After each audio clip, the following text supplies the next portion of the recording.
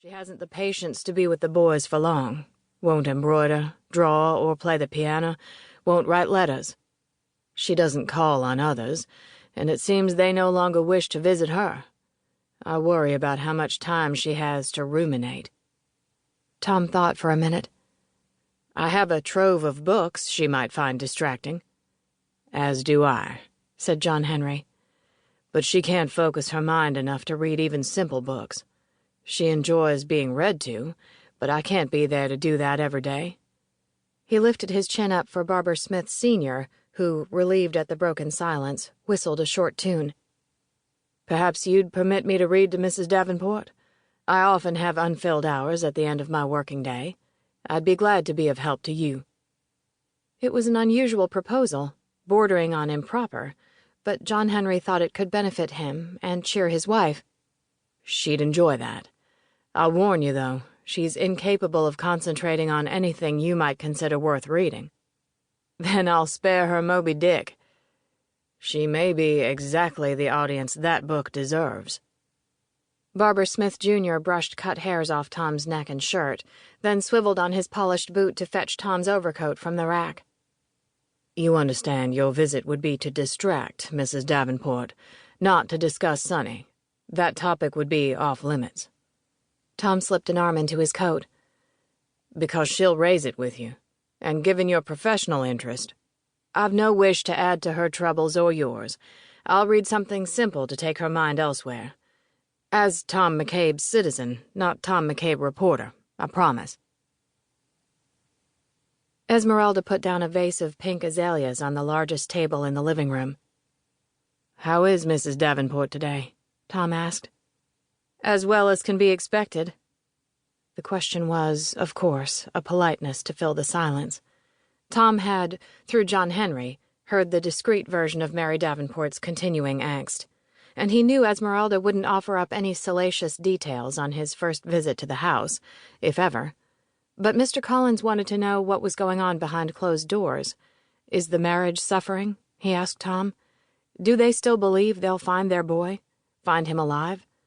He had grown impatient with the lack of new angles in Tom's articles. Tom assured Mr. Collins that giving him time in the Davenport house would pay off. "I'm glad not to have a fence between us anymore," Tom said, smiling at Esmeralda. "Perhaps we can begin afresh. Might I ask your name?" "You know my name. You've used it plenty." Esmeralda walked towards the door to leave, across sunlit squares cast onto Persian carpet by large French windows. "I mean your family name." She stopped and looked back at Tom McCabe. His face, bathed in light, was as unlined and without guile as a child's. And yet he was in this house, and was talking with the help, for a reason. "The name given to my family, you mean, before the war?" "What I meant is, might I call you Mrs. What would the next name be?" "You can call me Esmeralda." "And what name comes after that? In Europe, housekeepers are Mrs." Europe. He was in no hurry, she could see that, and Mrs. Davenport hadn't even made it out of her bedroom. But Esmeralda had work to do. "Somerset. Esmeralda Somerset. That's my name." "And does Mr. Somerset work for the Davenports, too?" "No, sir. Mr. Somerset passed away 7 years back." "I'm sorry to hear that. Are there young Somersets?" Nosy, too.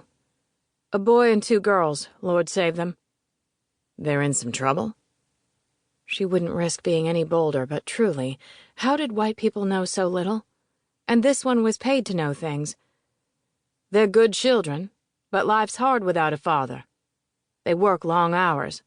Jane takes in laundry, and Sally, though she's so young—" She saw his eyes flick towards the grandfather clock. "I'll remind Mrs. Davenport you're here."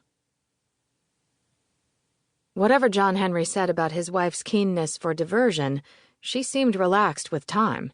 She kept Tom waiting. He stood at the window, admired the view of the garden, and looked beyond the front gate to where he'd waited with the other reporters.